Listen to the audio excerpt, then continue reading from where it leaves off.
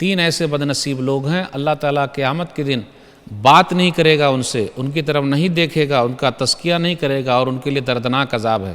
تو ابو ذر رضی اللہ تعالیٰ عنہ نے کہا خابوا وخسروا من ہم یا رسول اللہ، اے اللہ کے رسول صلی اللہ علیہ وسلم آپ یہ بتلائیں کون ہے وہ لوگ؟ تب تو وہ لوگ گھاٹے میں ہیں، ناکام ہو گئے، نامراد ہو گئے، گھاٹے میں آ گئے۔ تو نبی صلی اللہ علیہ وسلم فرمایا المسبل والمنان والمنفق سلعتہ بالحلف الکاذب۔ نمبر 1 ٹخنے کے نیچے لٹکانے والا، یہاں قید نہیں ہے تکبر کی۔ نمبر 2 احسان جتلانے والا۔ نمبر 3 جھوٹی قسم کھا کر سامان بیچنے والا۔